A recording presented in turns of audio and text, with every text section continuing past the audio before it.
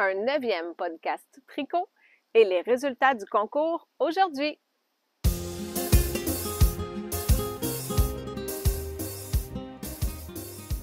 Bonjour tout le monde, mon nom est Kezia de chez Alpaga Patchy et aujourd'hui on se retrouve dehors dans l'enclos des femelles pour le 9e podcast. Je vous avais dit au dernier épisode qu'on allait procéder à un tirage de 2 patrons. Eh bien, c'est aujourd'hui que ça se passe. Je vais faire ça un petit peu plus tard dans le podcast. Donc, sans plus tarder, on commence avec mes projets terminés.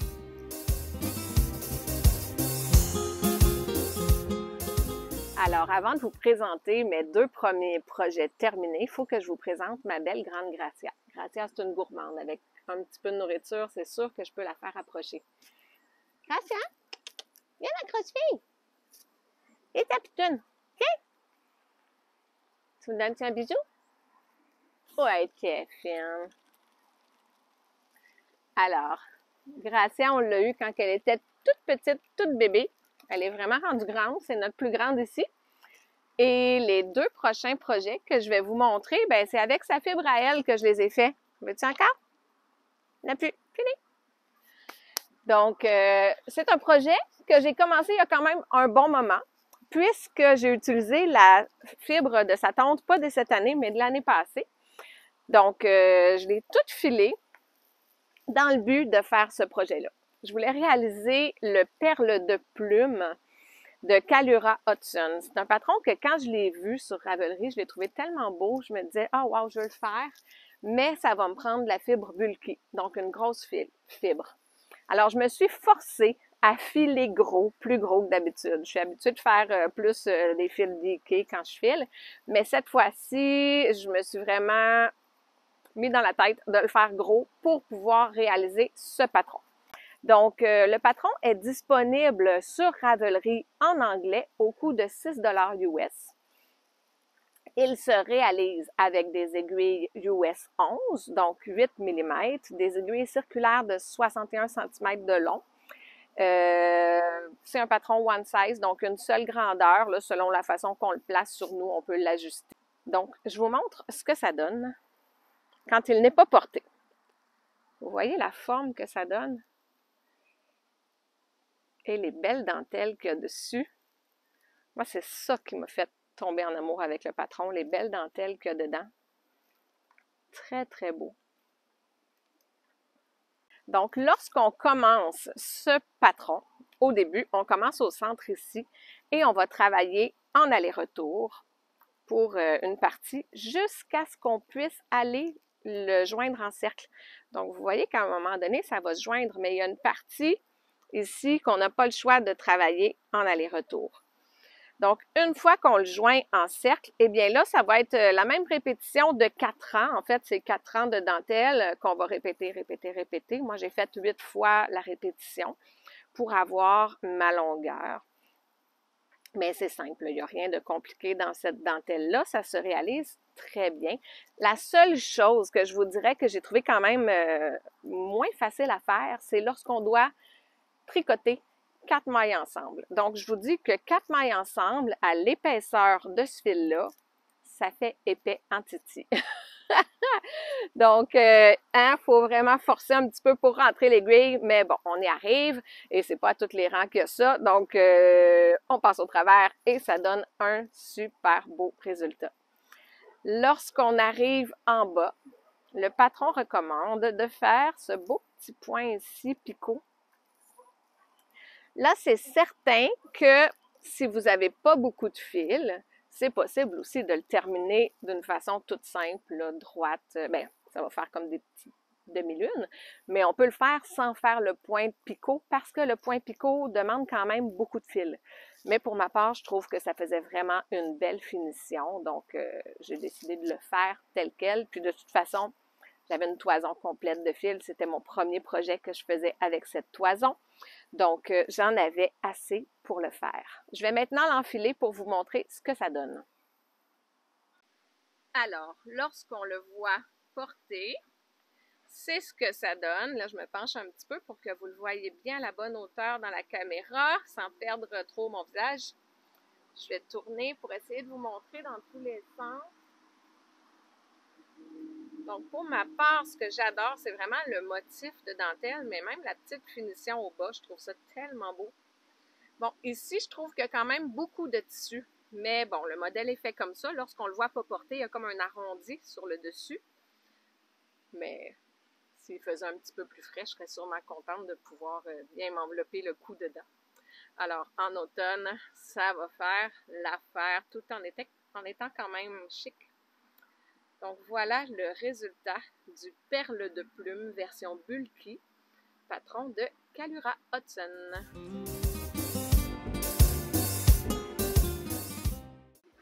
Alors, une fois le perle de plume terminé, il me restait quand même une bonne quantité de fibres de ma belle Gracia.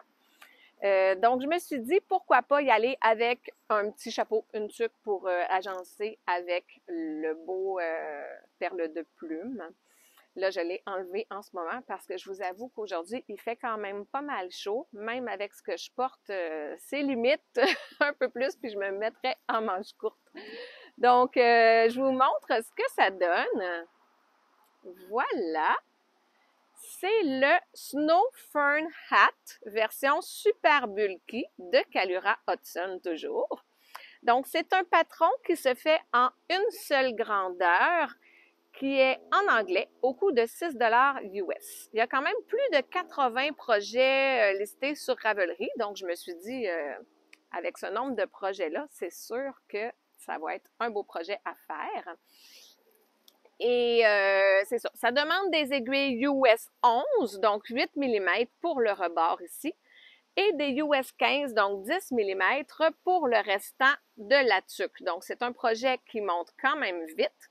C'est sûr que, bon, il faut prendre le temps quand même de faire toutes ces belles torsades-là. Il faut se concentrer pour les faire comme il faut.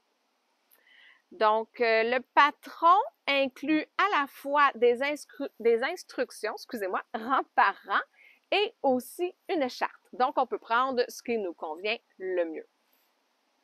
On commence par cette partie de la tuque avec un long tail caston avec la plus petite aiguille et on fait 6 rangs de côte 1-1, tout simple.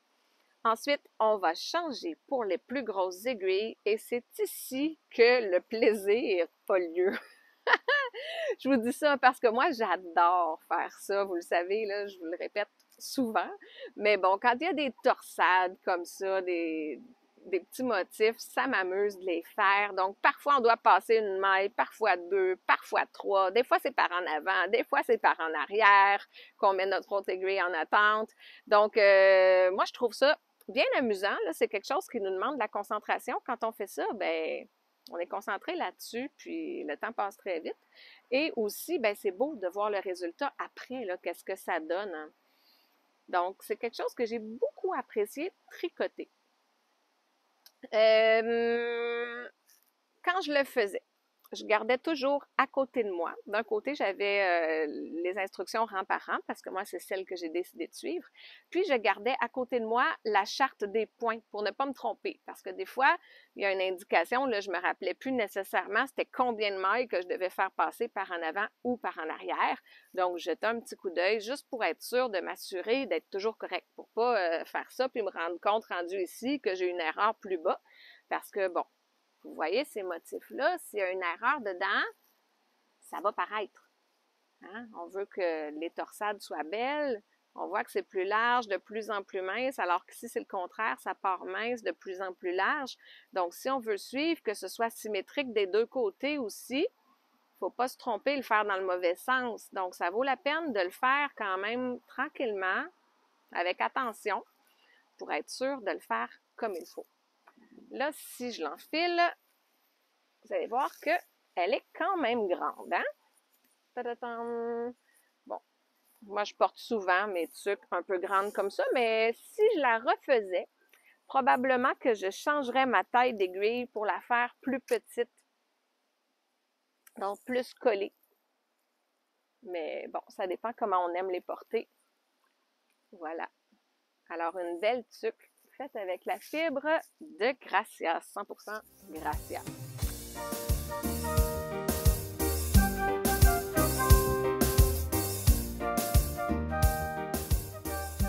Ben, ça donne bien. parce que celle qui est ici, c'est justement ma belle Gracia qui vient de revenir nous voir.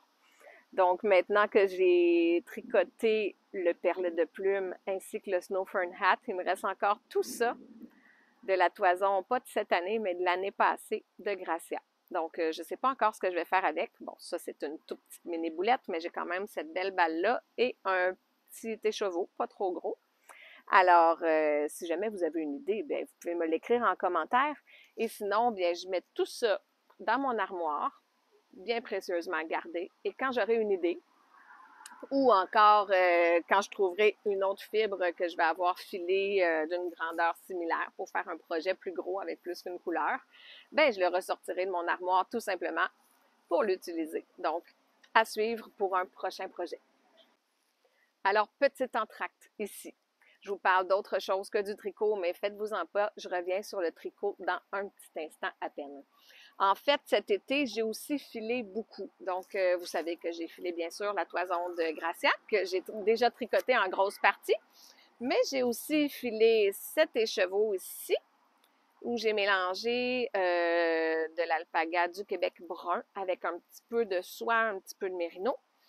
Et tout ça, bon, ça en fait quand même pas mal beaucoup, de fibres 100% alpaga du Québec. C'est super agréable. C'est super doux. Mais là, après avoir filé du brun, du brun, du brun, du brun et tricoté du brun, du brun, du brun, du brun, j'avais besoin d'un petit peu de couleur et bon, je suis partie sur le bleu. Je suis pas très originale, j'aurais pu faire des choses de couleurs variées, mais là, après brun, c'était bleu. Alors, j'ai filé un écheveau comme ceci de fibre bleue que j'avais dans mes stocks dans mon en fibre cardée, là, en ruban, mais que je n'avais pas encore filé. Donc, j'ai fait celui-ci. Alors là, après avoir filé ce bel écheveau que j'ai mis de côté pour un projet futur, eh bien, j'avais reçu de la belle fibre à la boutique ici. Donc, je me suis mis à préparer des balles pour préparer des projets. Je me suis dit, je vais faire ce chandail-là. J'ai finalement cédé à la tentation. Je vous en reparle dans un petit moment. Donc, j'ai fait mes balles.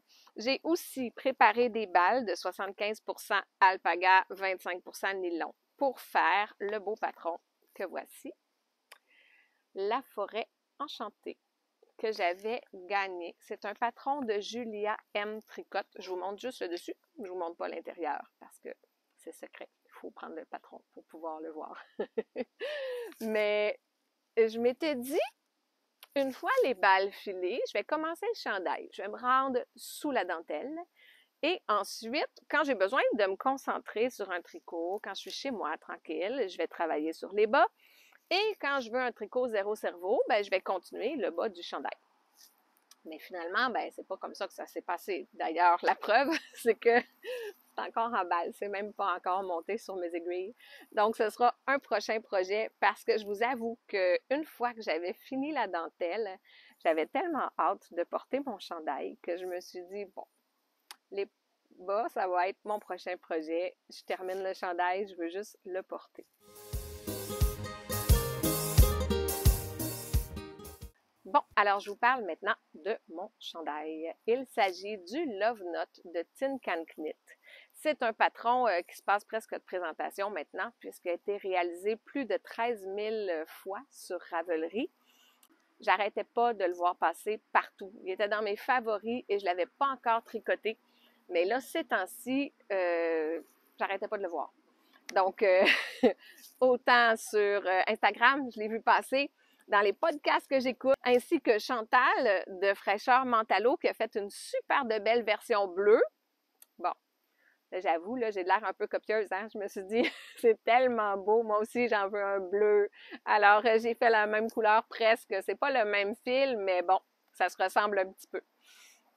Alors, je vous parle du patron maintenant. C'est un patron qui est sorti en 2019 et que l'on peut trouver en anglais au coût de 9 $ US. Il demande des aiguilles US 7, donc 4,5 mm, et des aiguilles US 10, donc 6 mm. Là, il y a un très grand éventail de tailles. Ça part du bébé de 0 à 6 mois jusqu'au 6X large. Donc, c'est un patron très inclusif qu'on peut acheter une fois et le faire pour plusieurs personnes différentes si on veut, puisqu'on a beaucoup de tailles dedans. Pour le faire, on utilise 2 fils, donc on va tricoter les 2 fils ensemble. Ça serait possible aussi de prendre un fil un peu plus gros et puis de le tricoter à un fil. Il n'y a aucun problème, c'est chacun qui le fait à son goût. Pour ma part, bien, comme je vous disais tout à l'heure, j'ai reçu des tellement beaux fils, je voulais vraiment les tester, les essayer. Donc, j'ai pris un fil chaussette, c'est un fil 75% alpaga, 25% nylon. Et le fil dentelle, j'ai pris un fil alpaga suri avec un petit peu de soie dedans. Ça fait un look un peu mohair, avec comme un petit peu poilu, mais c'est tellement doux. Je tricotais ça, j'avais l'impression de tricoter un nuage, les amis. Et maintenant que je le porte, ben là, je veux plus l'enlever. Je suis trop bien là-dedans. C'est vraiment agréable à porter. Donc, je suis très contente de mon choix, autant pour la couleur que les fils utilisés. Je vous ai dit quel fil j'ai utilisé, je ne vous ai pas dit la quantité, je ne l'ai même pas pesé. En fait, j'ai pris deux écheveaux de 100 grammes de mon fil chaussette, puis il m'en est resté quand même une bonne petite balle. Et pour le fil grosseur lace, là, sur Issois, j'ai pris 2 écheveaux de 50 grammes, puis il m'en a resté aussi. Donc, j'ai pas eu de problème avec mes quantités. C'est sûr que moi, je faisais une petite taille. J'ai fait la taille extra small. Comme ça recommandait beaucoup quand même d'aisance, puis que je voulais pas qu'il soit trop grand, eh bien, je me suis dit avec le extra small, ça devrait faire une taille que j'aime porter avec un petit peu d'aisance, mais pas trop non plus. Puis, je suis très contente du résultat. Là. Si je me recule pour que vous puissiez voir là, le niveau d'aisance, j'ai de la place. Là. Mon corps arrête ici, mais j'ai quand même de la place. Je me sens pas coincée dedans, mais il n'est pas trop gros non plus. Donc, c'est juste une bonne taille. Je me sens pas serrée. C'est parfait. Voilà. Bon, parlons maintenant des étapes de réalisation. Donc, il se commence ici, juste en dessous du petit col. Ça recommande de commencer ici pour tricoter le corps et de revenir à la fin au col ici. Donc, ça, on l'oublie, on y revient juste à la fin. Alors, on commence ici, on va tricoter sur nos aiguilles circulaires. Donc, c'est tout simple, hein? C'est du tricot en droit. On a, en tout cas, toutes les explications y sont pour le réussir, mais il n'y a rien de compliqué là-dedans. Ensuite, on arrive où le motif de dentelle qui fait tout le tour du corps. On l'a en avant, on l'a sur les côtés, dans le dos, partout. Donc, c'est un motif qui n'est pas compliqué, mais justement, comme ça fait des genres de formes de feuilles et qu'on veut qu'elles soient bien placées, il ne faudrait pas que ça décale, ben moi, j'ai pris... en fait, j'ai tiré ma leçon d'une expérience passée. Quand j'ai fait le ranunculus, c'était mon premier chandail que je faisais tout au complet, comme ça, avec un petit motif de dentelle, quand même pas trop compliqué, mais c'était la première fois que je le faisais. Et à quelque part, j'ai décalé. Puis maintenant, lorsque je le regarde, bon, je l'aime toujours parce que c'est un tricot que j'ai fait. Je l'ai fait avec la fibre de ma belle réglisse qui est cachée quelque part. On les voit plus, ils sont partis. Mais il est encore précieux dans mon cœur. Mais quand même, je vois avec mon œil de tricoteuse qui l'a fait, que j'ai décalé à quelque part. Donc, dans ce cas-ci, même si le motif est simple, c'est des petites feuilles comme ça, on dirait, là, moi je trouve que ça ressemble à des feuilles, eh bien, je voulais être certaine qu'il n'y ait pas rien qui décale. Donc, entre chacune des petites sections, j'ai mis un marqueur de maille, donc ça m'en faisait beaucoup. Mais je me suis dit, s'il y a quelque chose qui se passe, s'il y a un endroit, je décale, je vais m'en rendre compte tout de suite. Je vais tout de suite remédier à ça avant de continuer, puis de m'en rendre compte après un tour complet, voire même plusieurs tours, ce qui serait la catastrophe, là, être obligé de tout défaire. Donc, c'est comme ça que j'ai travaillé. Puis effectivement, c'est arrivé une fois, je ne sais pas où, à une des places de toutes ces nombreuses petites feuilles, où je suis arrivée au bout à mon marqueur de maille, puis je me suis dit, oh, il me manque une maille. Donc, j'ai défait juste la petite section, très, très courte. Je l'ai tout de suite corrigée, puis après ça, ben, le restant était correct. Donc, c'est pas nécessaire de le faire, là. C'est pas quelque chose qui demande absolument de mettre des marqueurs de maille, mais pour ma part, C'est un choix que j'ai fait pour être sûre de mon coup, être sûre de ne pas me tromper, de ne pas décaler, puis que tout soit parfait. Donc, voilà, c'est ce que j'ai fait. Pour le motif de dentelle, vous avez le choix entre les explications écrites ou encore la charte. Donc, c'est agréable, chacun le fait à sa façon, la façon que vous aimez le mieux. Selon votre taille, le patron va peut-être vous demander de faire quelques petites augmentations après la dentelle pour finir par séparer les manches. Donc, on met les manches en attente sur un fil rebut et on fait notre corps. Bon, rendu là, ça va vite parce qu'on a des aiguilles circulaires, on tricote en rond, donc toujours le point endroit. Moi, je fais ça à la continentale. Et puis, bon, j'ai quand même réussi en tricotant maintenant la continentale à prendre de la vitesse. Donc, j'y vais, je tourne. Et là, je ne m'arrêtais plus parce que j'avais tellement hâte de le porter que je me suis dit non, non, non, c'est pas vrai que ça va rester dans un sac jusqu'à temps que j'aie besoin d'un tricot zéro cerveau. Je veux porter ce chandail. Donc, j'ai continué. Le patron recommandait pour ma taille 4 pouces et demi en dessous du bras si on voulait faire la version crop, donc la version courte, et 7 pouces et demi en dessous du bras si on voulait faire la version régulière. Pour ma part, excusez-moi, je l'ai fait vraiment plus long, donc je suis allée tricoter 11 pouces et demi, ce qui me donne une taille comme ça, parce que je voulais qu'il descende un petit peu plus. Là, ça me tentait pas d'avoir un chandail court là, comme ceci. Là. Je voulais pas qu'on voit ma bédaine ou ma camisole que je porte en dessous, donc je le voulais plus long. Et je voulais aussi que si je me penche, qu'on voit pas en arrière non plus. Donc, je l'ai fait plus long que ce que ça recommande. Par contre, j'ai omis de faire là, le décalage en arrière. Parce que le patron propose de faire des rangs raccourcis là, en arrière pour aller faire une version plus longue derrière que devant. C'est très joli aussi, mais bon, à la longueur que je l'ai fait, là, je me suis dit, si j'allonge plus en arrière, mais là, ça va être peut-être trop long. Tu sais, je vais m'asseoir dessus, puis je voulais pas m'asseoir dessus, le maganer, là. Alors, je préférais finir ça bien droit, bien simple. Alors, je suis passée rendu là aux côtes. Donc, des petites côtes 1-1, toutes simples. Le patron recommandait, je crois, 1 pouce. Ce que j'ai fait, ça doit ressembler à ça. J'y suis allée un petit peu à l'œil. Là, quand je me suis dit que c'était assez, j'ai arrêté tout simplement. Et pour rabattre les mailles, ben, j'ai suivi les conseils de Chantal. Donc, merci Chantal. Quand je vais porter ce chandail, je vais penser à toi à chaque fois. Donc, elle expliquait dans son dernier podcast, puis elle a mis même le lien dans son Ravelry de la technique qu'elle a utilisée pour faire un rabat qui serait élastique. Donc, les mailles endroit, on les tricote à l'envers. Les mailles envers, on les tricote à l'endroit. Et à chaque fois, pour changer le fil de bord, on doit remettre notre maille sur notre aiguille de gauche, changer notre fil et la reprendre sur l'aiguille de droite. Donc, une fois qu'on l'a vu, qu'on l'essaie, bien là, ça devient très simple. C'est d'ailleurs la même finition que j'ai fait pour les manches et pour le cou. J'ai décidé de, tant qu'à avoir une nouvelle technique, de la faire partout. Puis si vous regardez, bien, vous voyez que ça fait une belle finition, là. Voilà. Donc, voilà. Une fois que le corps est terminé, bien là, on y va pour les manches. Même chose, tricot circulaire, ça va bien, ça va vite, ça l'avance rapidement. C'est pas trop long qu'on a un bras de fait. Puis là, quand on a le corps, qu'on a un bras, qu'est-ce qu'on veut? On veut le deuxième bras pour pouvoir le porter. Alors, j'ai continué le deuxième bras, ensuite au blocage. Et voilà que mon chandail est terminé et j'en suis très ravie. Je suis vraiment contente de ce beau chandail.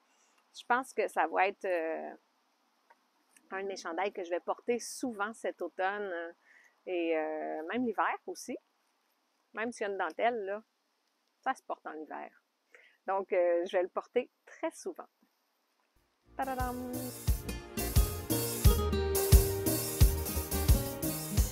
Lors du dernier podcast, j'avais tout juste terminé les chaussettes Alisma, un patron de Nathalie Bergeron. Et comme j'avais beaucoup aimé le patron, eh bien, j'avais décidé, parce que je voyais qu'on atteignait presque les 1000 abonnés, de lancer un concours. Donc, dès qu'on allait atteindre les 1000 abonnés, j'allais faire tirer un patron de Nathalie Bergeron, un patron au choix de la personne qui gagne. Lorsque j'en ai parlé à Nathalie, elle a généreusement décidé de nous en offrir un, elle aussi. Donc, il n'y a pas qu'un seul prix, mais bien 2 prix à faire tirer aujourd'hui. Un patron, n'importe lequel de votre choix parmi tous les patrons de Nathalie Bergeron, ainsi que le deuxième prix, c'est un patron de n'importe quelle chaussette de Nathalie Bergeron. Donc, sans plus tarder, on va procéder au tirage. Eh bien, à chaque fois qu'un ou une personne d'entre vous m'écrivait le commentaire avec le mot qu'il fallait mettre, eh bien, je me le notais. J'écrivais un chiffre avec votre nom sur ma feuille. Et là, j'ai ma fille à côté de moi qui va procéder pour nous avec son téléphone. Non, tu me le donnes? OK. Je pense qu'elle ne veut pas apparaître dans l'écran. Donc, elle m'a trouvé une application. Je vais peser ici et le chiffre que ça va donner, on va vérifier c'est qui sur ces feuilles-là. C'est parti.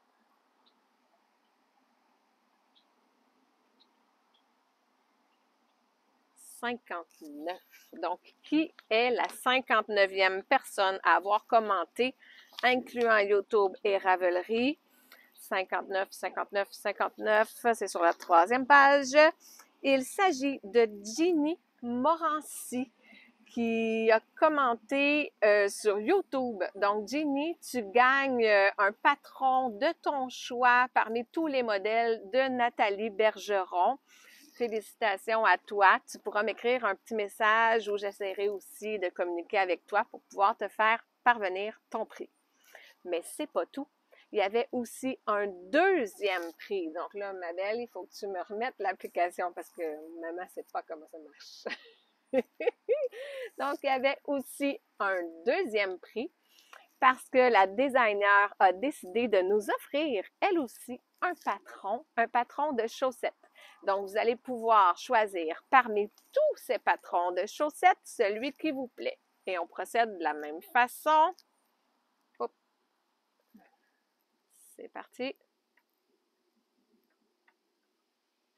53. Qui est la 53e personne? Il s'agit de Francine Brière, 1977. Donc, Francine Brière, nous allons nous aussi communiquer ensemble pour que je puisse te faire parvenir ton prix. Et félicitations aux 2 gagnantes. Avant de quitter, eh bien, si vous voulez bien me dire quel sera votre projet d'automne, vous pouvez aller me l'écrire en bas, en commentaire. Vous pouvez aussi m'écrire n'importe quel autre message. Ça fait toujours plaisir de vous lire et j'essaie de répondre à tous les messages que je reçois. Donc, je vous souhaite un bel automne. On se revoit bientôt et d'ici là, portez-vous bien, tricotez des belles choses douces, amusez-vous bien. Au revoir!